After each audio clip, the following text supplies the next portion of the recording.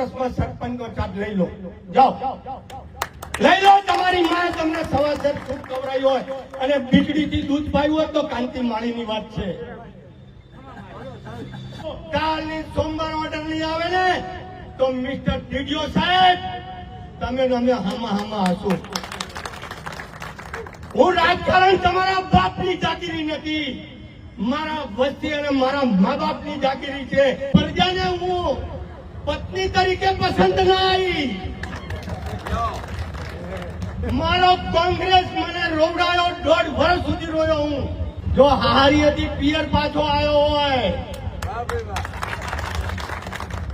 જો તો હારું કરવા અને પિયર મારું પિયર થયું. બ્રહ્મદેવ છે, જઈને કેવું આ વિડીયો કરવો તો કરજો.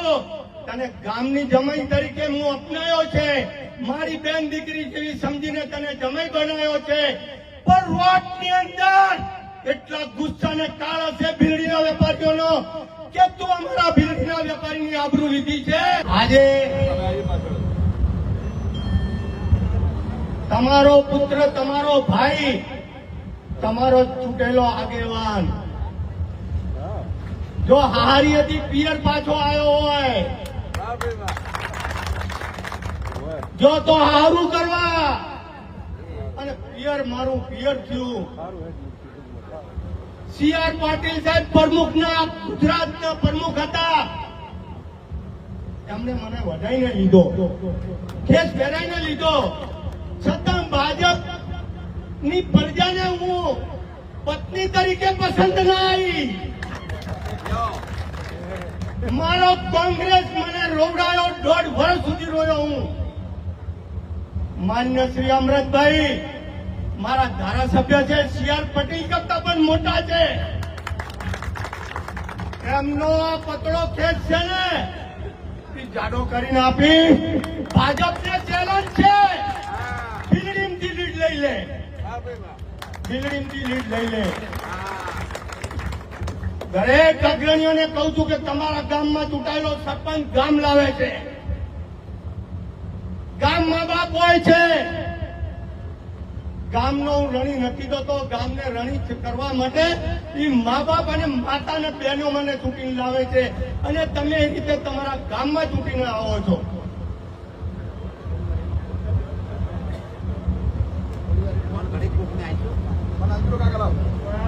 જો ગામમાં ચૂંટીને લાવે છે અને ગામ ભાજપની અંદર ભાજપના મંત્રી, શિક્ષણ મંત્રી બેઠા હોય અને એક આજુબાજુ ગામના ભાઈઓ અને બહેનોને કહું, મારા વડીલોને કહું, મારા મિત્રને કહું છું,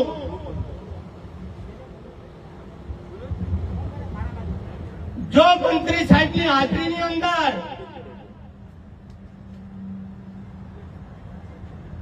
જયારે બાપની ઉંમરનો માણસ હોય, કાકાની ઉંમરનો માણસ હોય, ભીલડીનો અગ્રણી હોય, ભીલડીનો વેપારી મથકનો પ્રથમ નાગરિક હોય,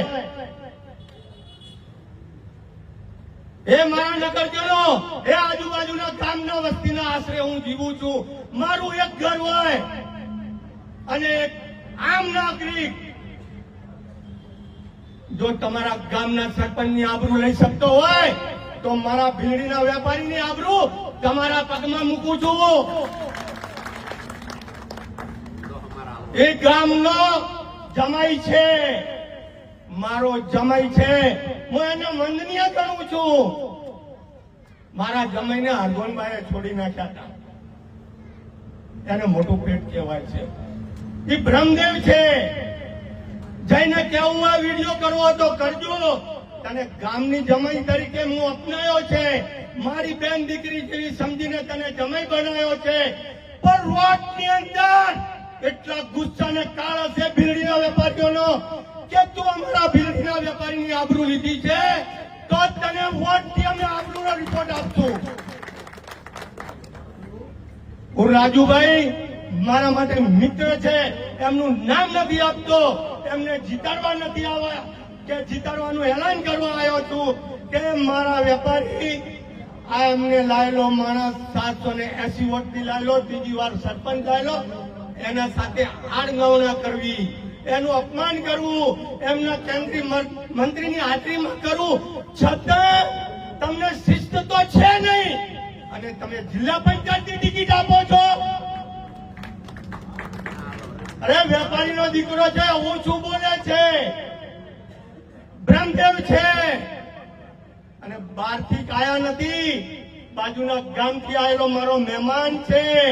મહેમાનને મારા આજુબાજુના 4 ગામના ડેલિગેટના ઉમેદવારને કહું છું ને 4 ગામના નાગરિકોને કહું છું, એ મારા મિત્રો, ભાઈઓ, વડીલો, એ મુલેટા તમારો લોક છું. તમે મુલેટામાંથી મારો ભીખાજી ડેલિગેટ હતો ને, કોઈ દાડો એમ નથી કીધું હું ડેલિગેટ છું, એને સરપંચ બોલું છું. હું મુલેટાનો લોક છું, મુલેટાના આશરે છું, પણ મુલેટાના ઊંધે રસ્તે ચડાવનાર માણસ તમારા મુલેટાની અંદર પ્રતિનિધિ જો થઈ ગયો તો મારા ભીલડી વેપારીની રક્ષા તમે નહીં કરી શકો, નહીં કરી શકો, નહીં કરી શકશો. કાલની વાત કરું, હું સરપંચનો હાઈકોર્ટથી ઓર્ડર લીધો, ઓર્ડર લઈને કમિશનરે મને કાયમી મનાઈ હુકમ આપી દીધો. કાલે ઓર્ડર કરવાનો થયો, ભાજપનો ફોન ગયો, આચારસંહિતા કાલે ધ્યાન કરજો. આ તો મારા પેલા હાઈકોર્ટ ને ખાઈ જાય તો તમારો તો જીવડો આવે, હાઈકોર્ટ ને ખાઈ જાય. મેં કહ્યું છે આજે વિડીયો મોકલજો, કાલની સોમવાર ઓર્ડર નહીં આવે ને તો મિસ્ટર ડીડીઓ સાહેબ તમે અમે હામાં હશો. હું રાજકારણ તમારા બાપની ચાકરી નથી, મારા વસ્તી અને મારા મા બાપની ચાકરી છે, લોકશાહીમાં એમની બાપની ચાકરી છે. એ થપ્પો મારશે ને એ તમને સસ્પેન્ડ કરવા પૂરતો જ આપ્યો હોય છે, પણ તમે કોકનું સાંભળીને સસ્પેન્ડ ન કરો. તમારે ભગવાનથી તમે નીતિ નિયમમાં આવ્યા છો, પગાર તો કોંગ્રેસે બી આપ્યો છે અને કદાચ તમારી ઉંમર થઈ હોય તો કોંગ્રેસની સત્તાની અંદર તમને પ્રવેશ કર્યો છે ત્યારે આટલો જ પગાર આપ્યો છે. હું ગામજનોને કહું છું કે મારા તમામ સ્ટેજ ઉપર પધારેલા અગ્રણીઓ 4 ઉમેદવારો એમાં 3 માતાજી બહેનો છે. જો માતાની બહેનોને તમે વોટ નહીં આપો તો દુઃખની વાત કહેવાય. તમે નહીં તો તમારા બાપા એમને પુત્રવધુ તરીકે જ લાયા છે, એ ગામની પુત્રવધુ કા છે. હું રાજુભાઈને હું તમારી જવાબદારીને કહેવા માંગુ છું, મારા ભીલડીને ઘરે ઘરે જઈને હું સમાચાર આપીશ. મારે ભાષણ કરવાથી ફરાળ નીકળે છે. હું વેપારીનો દીકરો છું અને જે પડ્યા છે ને આમાં 3 ને કહું છું, તમારી તાકાત હોય તો 5 વર્ષમાં સરપંચનો ચાપ લઈ લો, જાઓ લઈ લો. તમારી માં તમને સવાસર સૂપ ખવડાવી હોય અને બીજડીથી દૂધ પાયું હોય તો કાંતિ માળીની વાત છે. કાળજું બળે છે કે લોકોના નિર્ણયની અંદર તમે 3 નિર્ણય તોડી નાખો. લોકો મને કહે તો મને વોટ મને લેખત ભીલડીને નગરજને કાકે હું પાછું રાજીનામું આપી દઉં. આવી બેઇજ્જતી કરો છો કોઈની. પણ આનો જવાબ રાજુભાઈ, તમે જિલ્લા પંચાયતની ચૂંટણી લડો છો અને આ ભીલડીની ચૂંટણીની અંદર આ સુધી કોંગ્રેસનો મતદાર તરીકે એકલો હતો અને જો વોટ લાવતો હોય આજ તો તમે મારી સાથે છો બધાય. અને વધારે નથી કહેતો રાજુભાઈ, ભીલડી સ્ટેશન વિસ્તારમાં તમને લીડ આપવાની છે, લીડ આપવાની છે, લીડ આપવાની છે. માતાજીને આશીમ કૃપાથી લીડ આપવાની છે. આપશું, આપશું ને આપશું. બળેલો રાગ થઈ જાય પણ વન નહીં થાય. હું ભાજપમાં ગયો તો તમારી પાસે માફી માંગુ છું અને પાછો આવ્યો છે તો તમે વડીલો અને દરગુજરો બધા માફ કરશો. માફ કરશો અને માફ કરશો. હું પાછો કોંગ્રેસમાં આવ્યો છું. કોંગ્રેસનો વફાદાર તરીકે રહીશ અને કોંગ્રેસની સત્તા ચલાવીશ. અને ઘણી માંગણી કરવી છે. રાજુભાઈને કહીશ, મેં તમારું નામ સ્ટેજ ઉપર એમ નથી લીધું કે જે દાડે આ મારી બિલ્ડિંગ નીકળી જાય અને 4 સીટ તમને લીડ આપી બહુમતીથી જીતાડશે ને એ વખતે હું કહીશ મારો પ્રમુખ સાહેબ આવ્યો છે. આજે મને ગામધણી મનુભાઈ મને ચોટલો કરીને પાછો લાવ્યો છે કે રસેથી વાળ નકે થાકી જશે. એમનું હું માન સન્માન કરી અને અહીંયા સુધી આવ્યો છું. તો તમે મારું માન સન્માન સાચવજો. સાચવી અને વાત એટલી છે, ભાષણમાં ના બતાવશો. વોટનો સિક્કો છે ને પંજા સિવાય ન જાય, પંજા સિવાય ન જાય. અને પંજાને જ સિક્કો આપજો અને ત્યાં થપ્પો ખુલશે તો એમ થશે કે આ બધા બેઠા હતા ને આ એક માણસ 300 ને ભારી પડશે એટલા વોટ લાવશે. એક માથું નાનું નથી. દરબારાનું કેવું છે કે શાંત રહો. વરાળ કાઢવા માટે તો એક જ પુકાર હોય છે, તમારું માન રાખી હું શાંત રહું છું અને તમે મને શાંત રહી અને હું કોઈના સાથે ભાજવા નથી માંગતો.